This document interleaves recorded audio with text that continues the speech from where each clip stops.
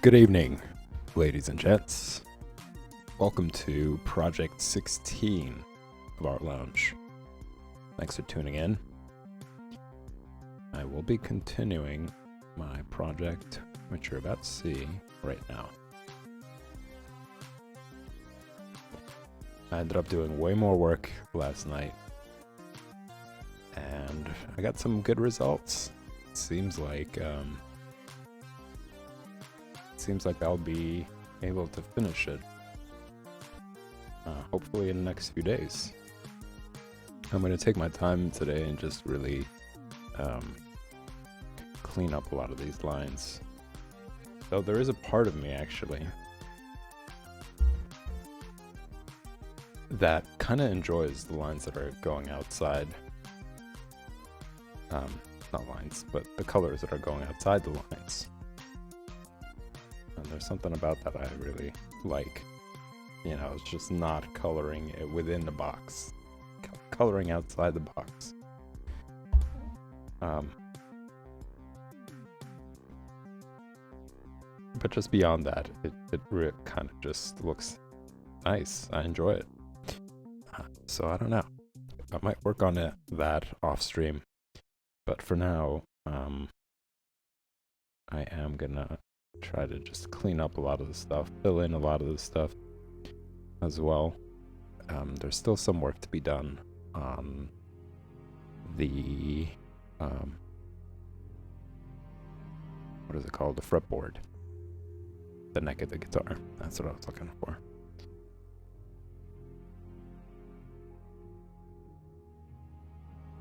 So I'm gonna be working a lot on that actually. That's after I fill up everything. And if you could see, I have a lot of this stuff layered. Just to give you guys an overview. It really helps because there was a point where I just felt like some of the colors were too dull, or let's say too dark or too bright. And it helps to just have them all separate. Like I have the neck of the guitar separate. I have the shadows separate for each one because they're different colors. I got the lips separate as well because that gives me an opportunity to play around with different hues. I got, let's see, that just there because it's easier to erase. Let's say if I'm gonna do the yellow line going around, which I have to work on, it's pretty messy. And then I make a mistake, I could erase it and I won't have to worry about the guitar itself getting erased as well. So that's double work. Then I would have to redo the yellow line and also do the color for the guitar as well. So it just kind of helps to separate that.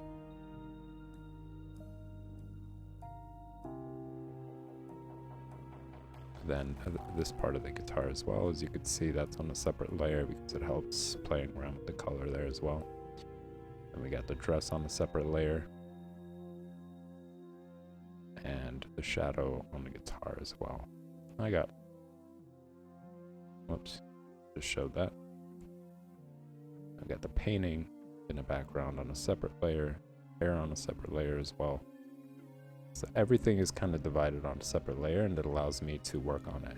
Now I could take some time and label the stuff, like outlines for the outlines, obviously.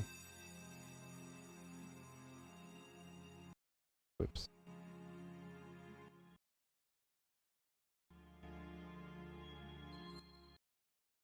It's challenging. I'm trying to lower the volume. Then, yeah, just have everything layered so that I could work faster. You know, instead of having to like check and see like which layer was what exactly, or just look at the pictures and try to figure out which of the pictures is what on the layers. That's a little bit confusing. So I'm going to take some time right now. I'm going to label it. Neck of the guitar. Like this, for instance, that's hard to spot on the layer itself. So I'm going to say neck shadow, or neck SH. And I put acronyms because what else can it possibly be, right? Within your own workflow, you just know eventually after you label it exactly what it is. So I'm going to say dress, sh, for shadow. I'm going to say lips. And guitar, yellow. Because that's the only yellow on the guitar. Then guitar, I don't know, light brown. Just gonna say light. I don't know what else to call it. Say guitar, not guitar, mandolin, but it's short. Dress, skin color.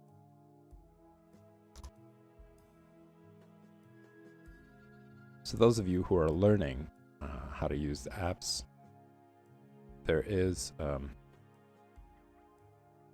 advantage to, let me just remember, okay, shadow, guitar, sh.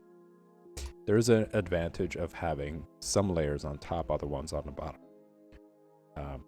For example, you have the dress on the bottom layer and hair on top, because when you start, let's say, fixing some parts of the hair and you get down to the area where the dress is, places where, let's say, this example right here, you can erase that. See how it's like part of the hair? The dress is part of the hair. You could erase that and it's not going to overlap the hair anymore. Whereas if you had it the other way around, if you had the dress layer on top of the hair, even if you wanted to erase that, it would still be there. It just, you would have to go to the dress layer and then erase it. So there's a difference there. There's a little bit less work there. You could be more messy with your lines with the dress, but since the hair layer is on top of it, it doesn't matter. Whatever you do with the hair layer is going to go over that messy line, and you don't have to worry about fixing it. So there are certain advantages of it. You just kind of have to play around with it yourself and with your own work to see what's better for your workflow.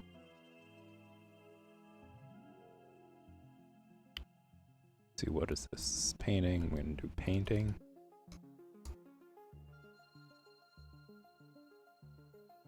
Hair.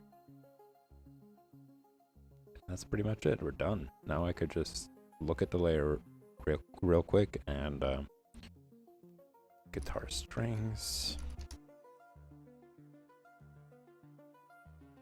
And I'm going to have the number one rule that applies for everyone, whatever your decision is as far as layers go, is the outline layer always goes on top.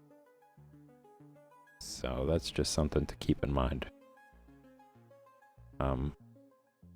to help you organize your layers better. Okay, so with that said, I am going to get into just fixing up some of the stuff. I'm going to start with the skin.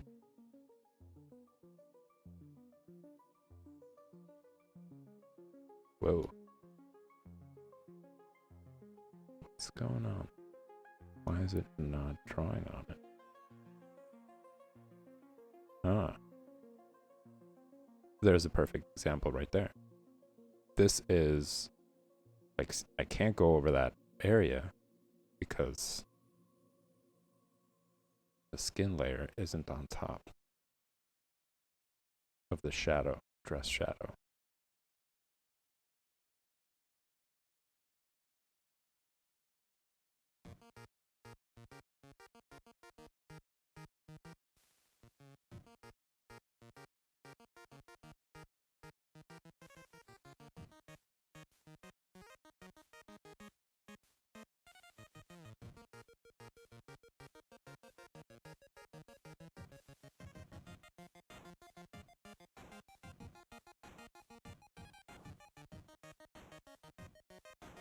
I do want to play around with that though.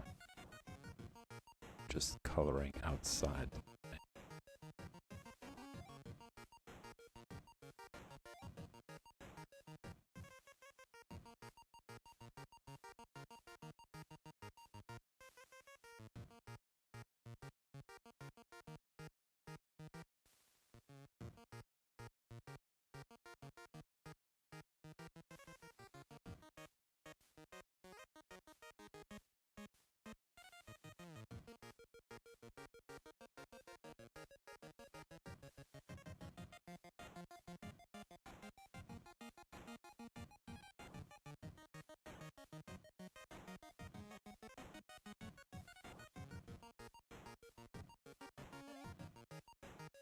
I gotta say, I'm happy that I finally went past like the face problem. I was spending so much time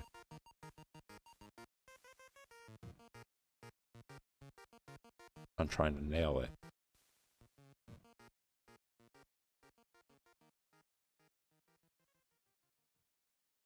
I didn't think it was gonna happen until I would come to the color stage, but turned out to go pretty well.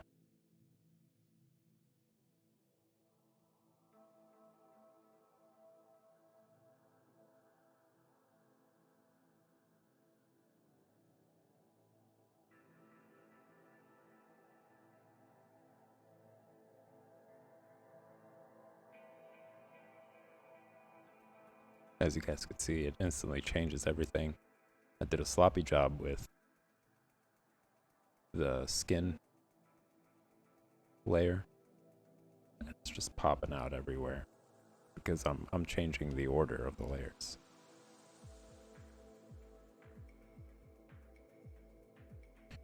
And I'm kind of putting what I'm going to be working on more frequently at the top. I don't know if that's really necessary, but just for now, I'm organizing it that way.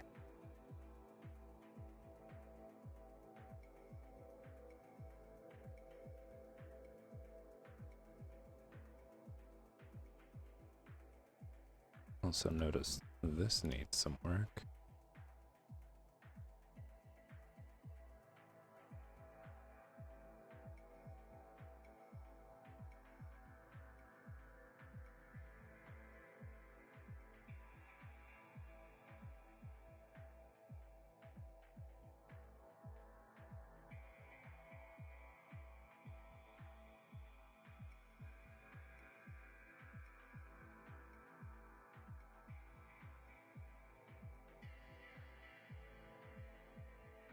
But this is what I'm going to be doing for the most part.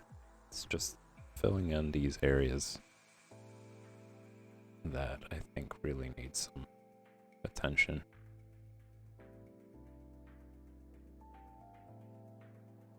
Oops.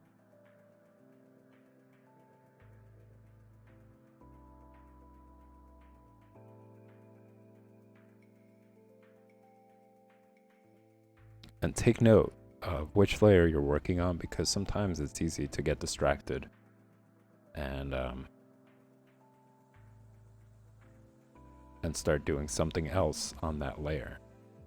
This is something that I've done plenty of times. Like all of a sudden I'm like, oh, there's this part on the hair, and I forget to switch over to the hair layer. And then when I'm changing, let's say like the tone or whatever, all of a sudden I'm noticing like, oh man, all this other stuff is changing as well that I didn't want, and I have to go back and like clean that up.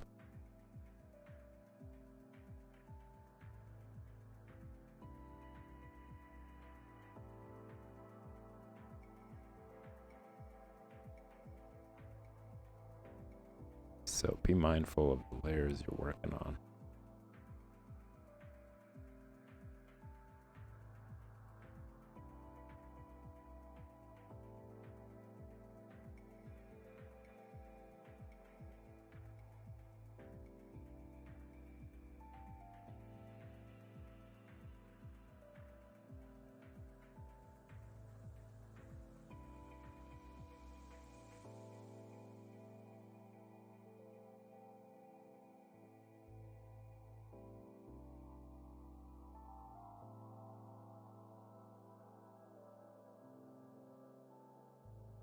I'm almost positive that I'm gonna stick to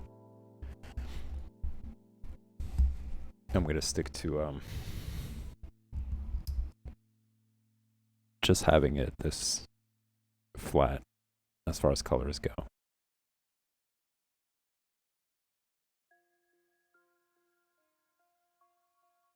I just like it. I like the aesthetic.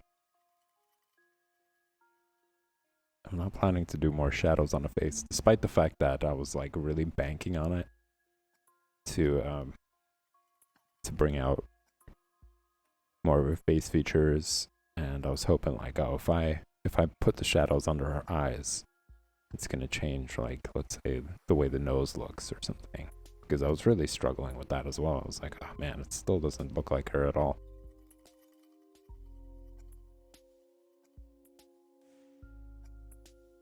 But thankfully, it turned out pretty good.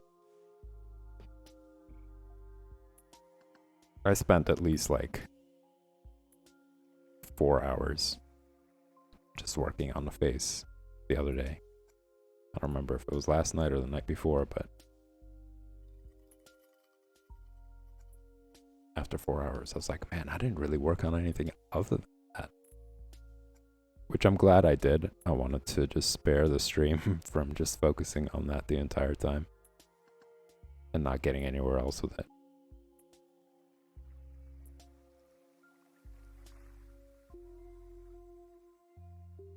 But I do have that drive sometimes kick in, especially when, oh, look at that, I'm doing already the mistake I was speaking against. I'm working on the skin layer, but I'm coloring the hair. Damn it, skin layer. Okay, let's see how much damage has been done. Let's take away the hairline. Okay.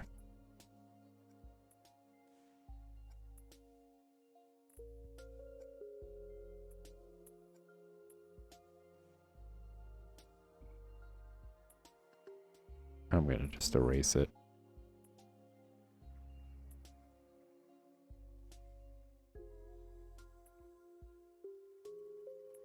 It's not that much, it's pretty easy. Oops. It's pretty easy to redo.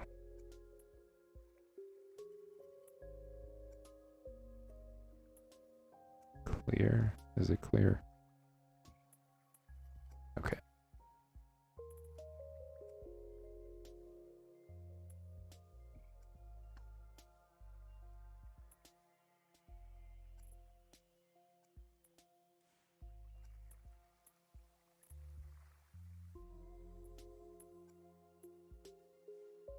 I think what I'm going to do is I'm going to clean up these lines, clean up this coloring,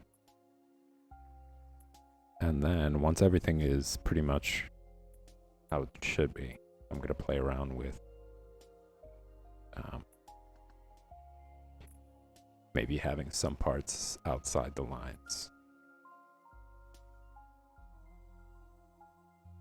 And I'm considering 2 versions. Like after I get it all cleaned up and it's gonna look neat, that's gonna be one version.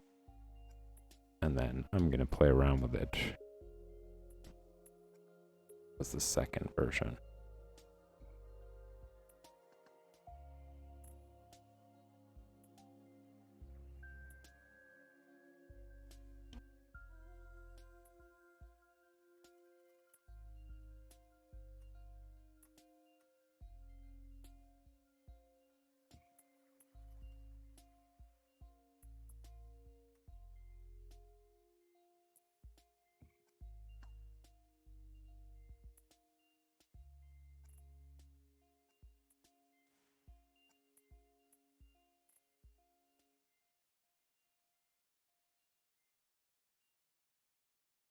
Right, that's not the hair. That is the dress layer.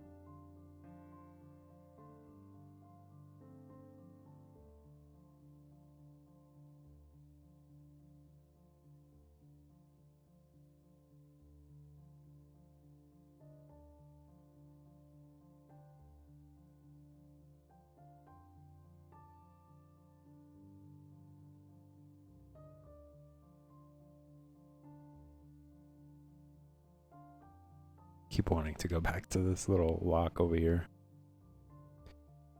Okay, let's move on. Gonna move on to the skin layer. Because I do see some things that need fixing.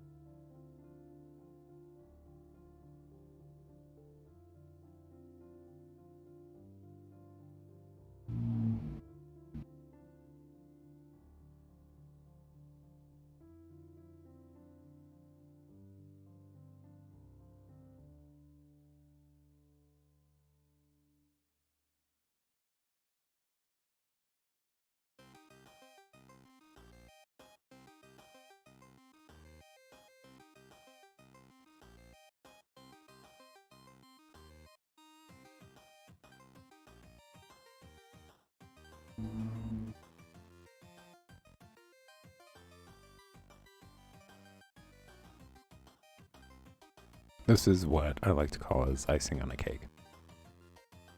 Just fixing things, beautifying things. Oh no. Did I do it again? Did I work more on skin? I did. But not that much, thankfully.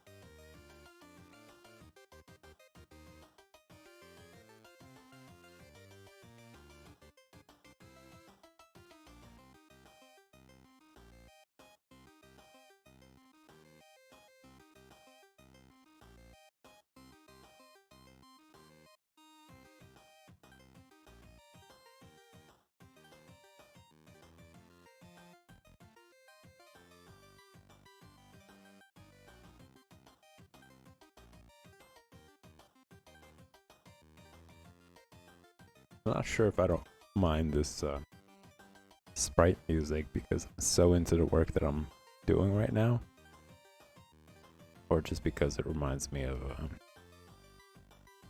some cool old school games.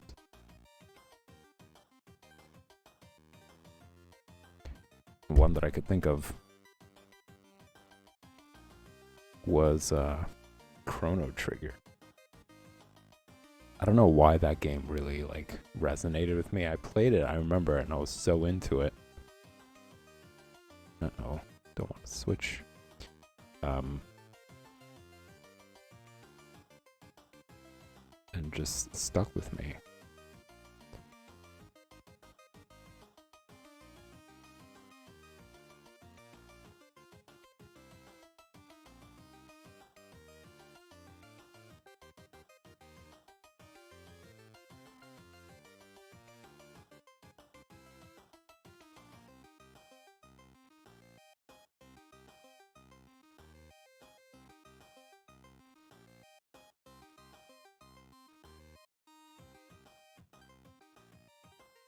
think it was the story that really captured me because it was like about time travel, and I really enjoy stories about that. And you guessed it, Back to the Future is one of my favorite movies.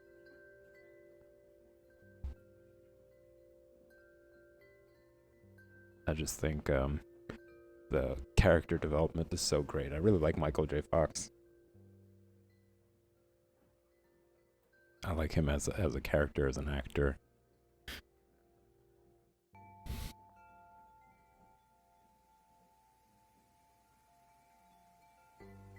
And just how the story unravels, the fact that there are many different scenes and there's just such well done development in each scene. Like the camera angles are great, the cinematography is great.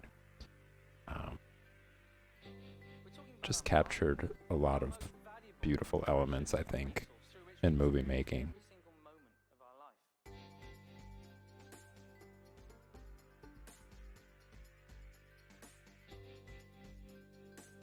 There's good comedy to it. It was just a great adventure film.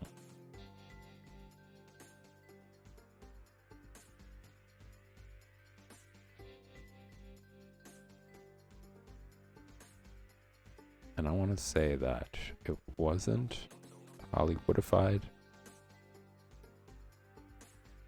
Or maybe it was for its time.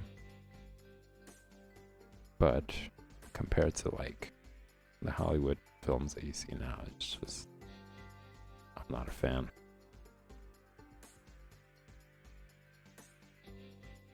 They're very, very, very few that I like. The sad fact is that we're no longer present in the world in which we live. I enjoy indie films more just because I feel like they touch on subjects that aren't just recycled in Hollywood films for the sake of making more money. Yeah, they're not really interested in providing interesting content. It's more about, will this make a lot of money? And they just like try to appeal to like the most basic perceptions of just like things exploding all the time and sexy scenes and toilet humor, and you know, it's just I'm bored of that. It's just so much of it. It's not fun. It's not interesting. You know, while you're watching it, you're just like, oh, they're just doing it because it makes money. Because the majority of people really don't know any other type of film, or haven't really developed patience for any other type of film.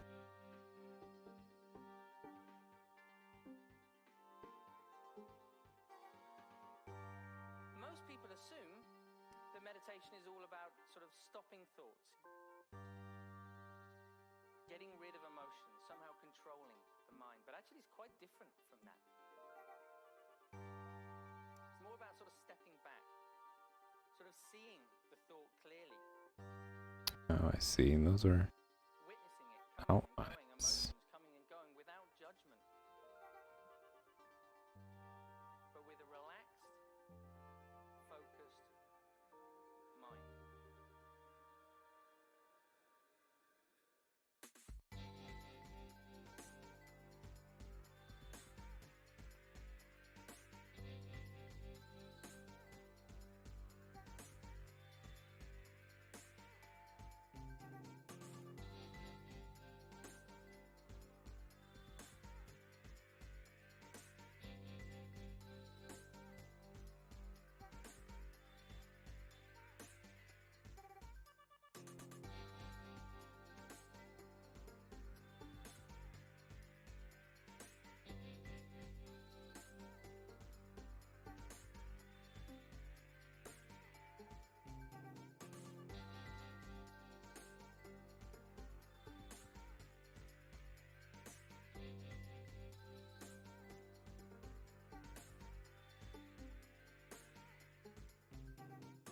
Last night I just wanted to fill in all the colors just to see what it will look like and how it would transform the image. I didn't really spend that much time trying to perfect anything.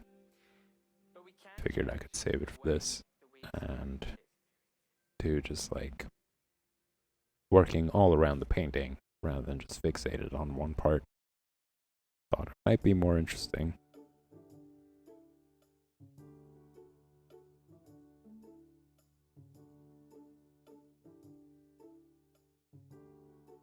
Go back to the hair layer. Do some work there.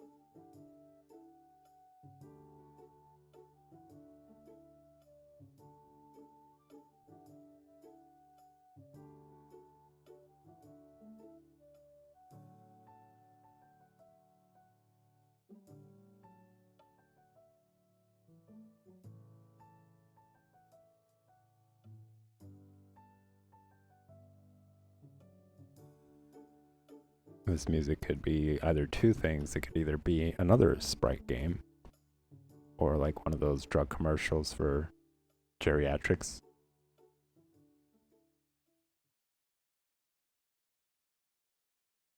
That lists like 50,000 side effects.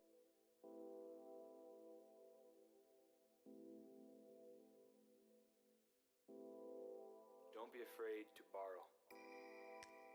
Chord progressions, sounds. Ooh, I think this is another one of those like philosophical songs. Just snatch them all up.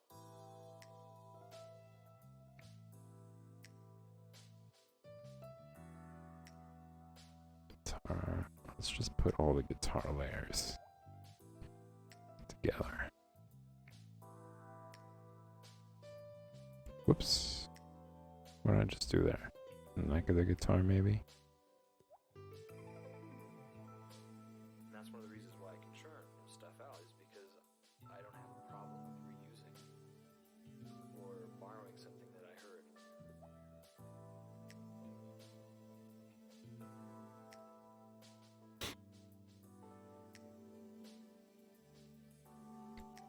Borrowing something that you heard. I don't know if that's right. Not original, not creative. But I quickly found out that I am not original or creative. I can't make up a new thing.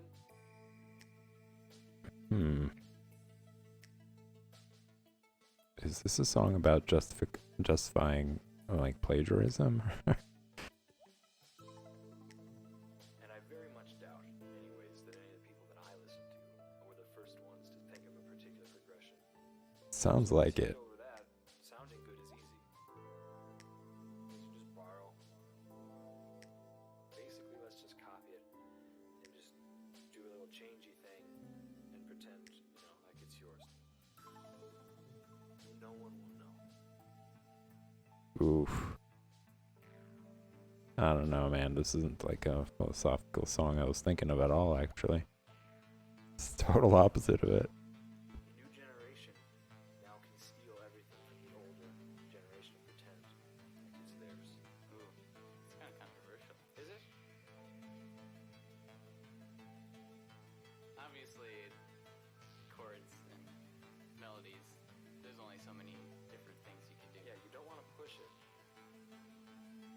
Don't be blatant about it. Be subtle. Like a sneaky thief in the night. It's like the artist feeling a lot of guilt about the fact that he's just like stealing songs here and there. Like leave them like a little note saying thank you very much for what you've done. Okay, I don't think there's anything wrong with being inspired by somebody's work. And as you mentioned, you could like, I think it's okay if you were to take something and have that as your base, If you listen enough, but then eventually just completely change it. the You know, it's your starting point, it's your inspiration, but then you change it around. You know, I think that that's okay. But if you are just blatantly just taking somebody's, let's say beat, right? You just take somebody's beat and it's exactly the same. And it's something that seems to be very common. You know, I think even like, to churn out a lot of songs. If you have a what do you lot call of it? I think Elvis actually stole a lot of music it'll sound new enough. from blues artists and pose it as its own. Hip hop artists are doing it a lot nowadays to each other, and I think there was like an interview where I think like Snoop Dogg was talking about it, and he was saying how back in the day people used to just try to be as original as possible, and when you were like copying somebody's work completely, it was just frowned upon, and people were just like, oh, they don't give them credit for it. But nowadays it's like everyone's copying everyone's beats and so on and so forth.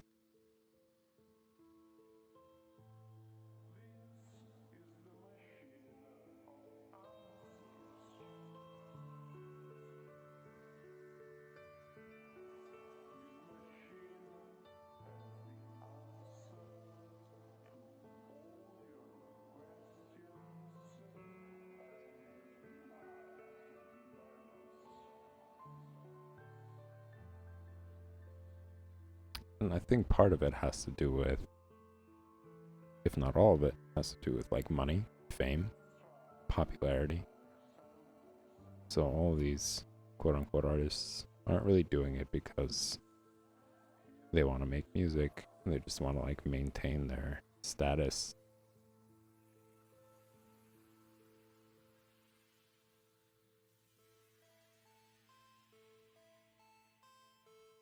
I think even Led Zeppelin, actually. Like I love Led Zeppelin. I think they're absolutely an amazing band.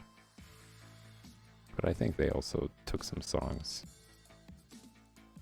Just don't know how far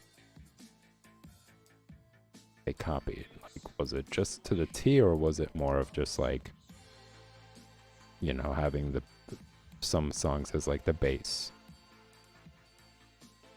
the starting point?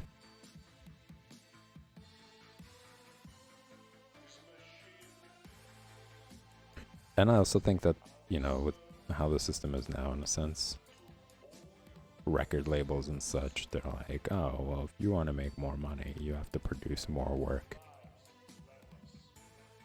Whereas I think a while back, somebody who played original content and they were touring, they were making so much money.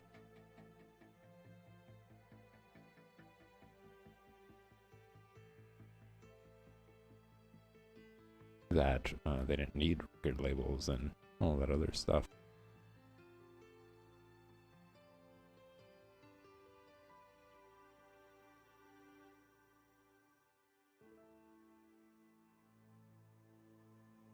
Which gave, I think, our artists the freedom and inspiration.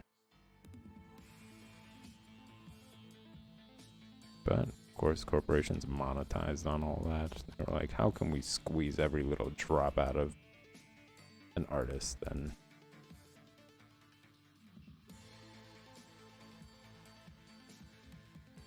that whole story.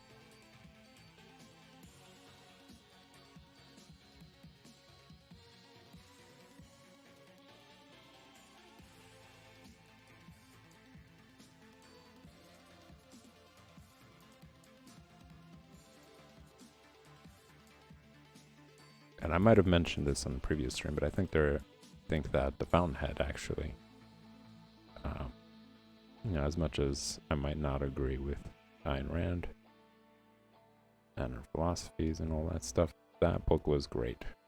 I really enjoyed it. I thought that it really did highlight the key difference between artists and capitalists, and all the different type of personalities that are in those realms, like in an artist realm and in a capitalist realm. If you guys haven't read that book, I highly recommend it.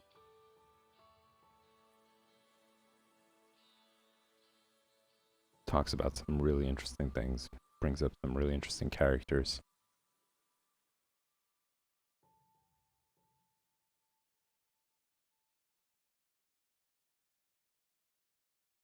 And I think I'm going to just revisit it at some point, because I know that there are very specific points that back then I would be like, oh wow, that's so true.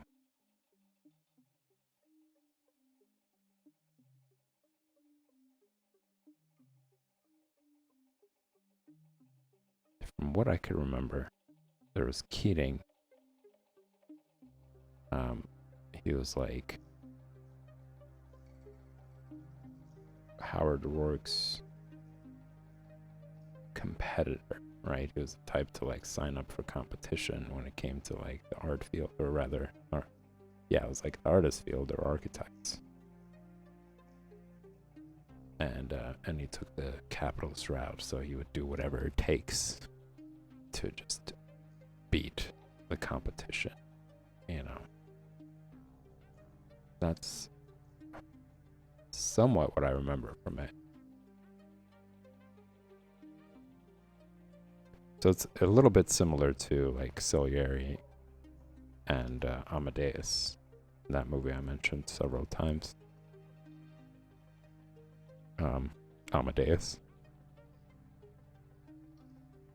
about Mozart.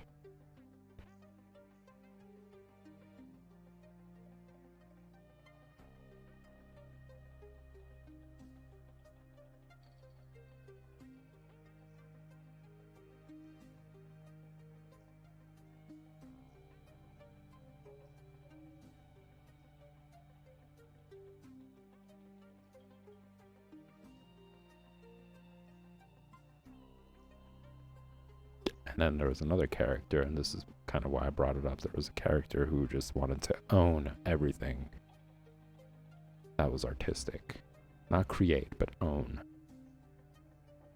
You know, so there's that like ownership kind of control, ownership, domination, like that sort of personality that was there. Who was like, I guess, super jealous of Howard Rourke and his abilities, and other artists who were incredibly good. So like, rather than like I don't remember exactly, I don't want to misquote it, but rather than giving them more room to create or something, I think he just like imprisoned their work or imprisoned their abilities or whatever else. It's just like, you know, that whole spite and jealousy thing that pops up. But I'm not 100% on that. I think I might be mixing up some books here. It was a really long time ago that I read that book, so just certain things that really stuck with me. I was like, wow. So true.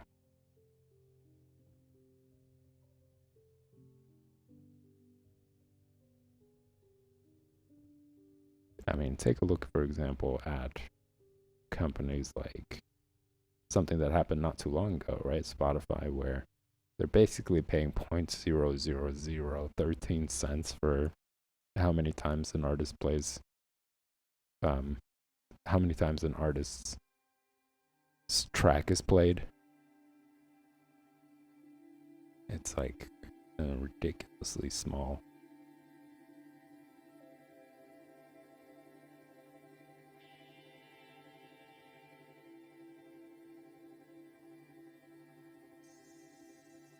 Meanwhile, the company like banks on all of it, like multi-million dollars, I'm sure, on so many different levels. And they could absolutely pay the artists more for it, but they just won't. They're just using artists for their own capitalistic endeavors.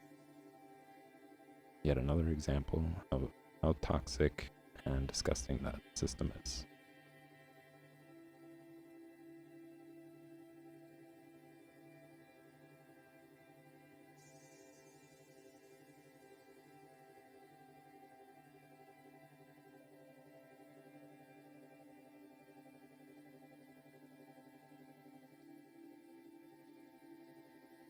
And the reason why I stopped using it. I don't use it anymore. I use Apple. They pay better. I mean, they could always do much better in terms of paying artists. But in comparison to the rest of the giants, they're the best of the worst. Unfortunately, that's just how I label it.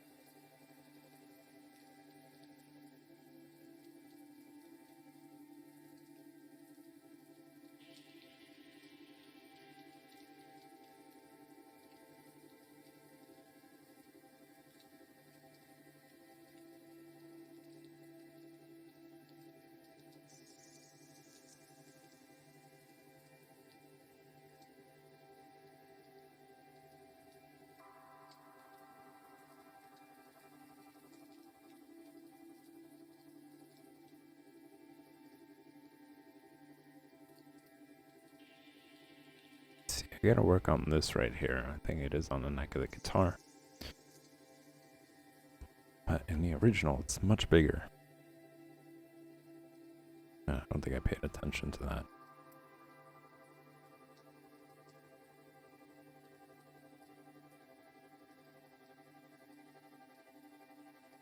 Man, time flew by.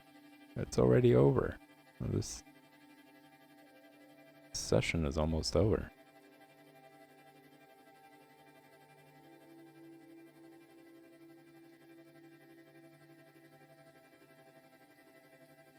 No, I guess I was wrong. It wasn't on the neck of the guitar. Where is it?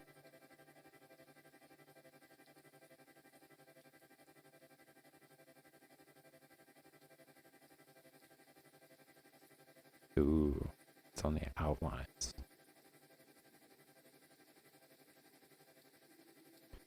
So what I'm gonna do is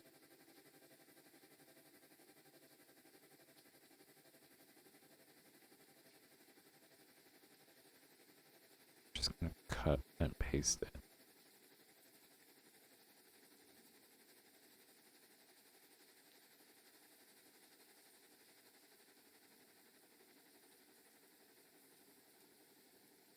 Oh, how did that happen?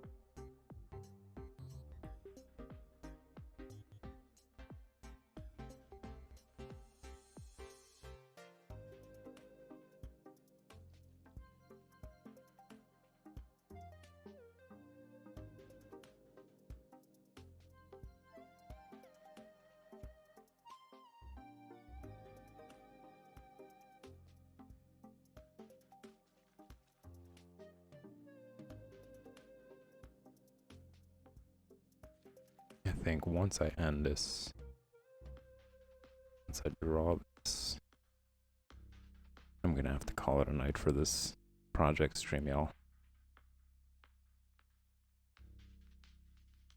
But no fret, I will be back tomorrow, same time and place, for more of this. Can't promise I won't do more work on it, but I might just save all of it, because there isn't really that much left. As I mentioned, I might play around with like adding some effects here and there.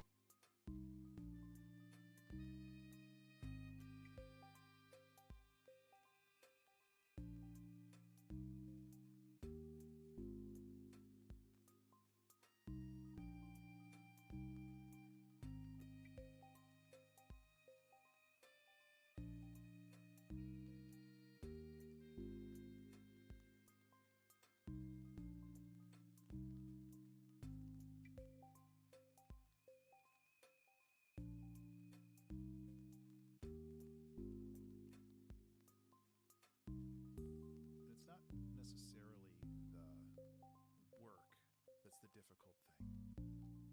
Sometimes it's more difficult to just sit down and start.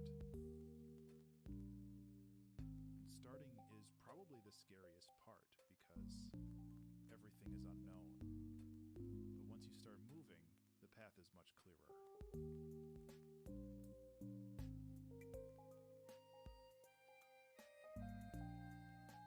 That's true. I agree with that. That's for sure. Starting is like the hardest part. Just have to do it. Just do it.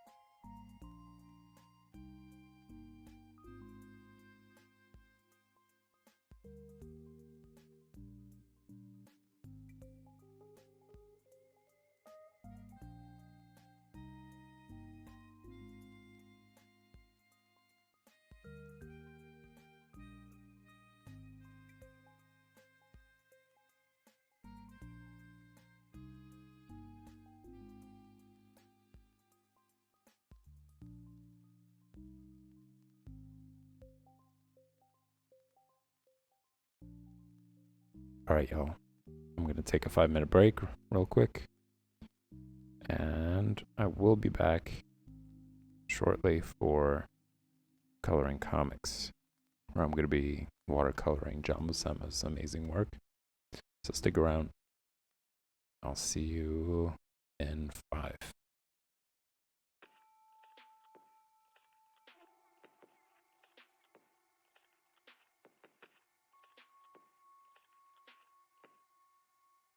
Here it go.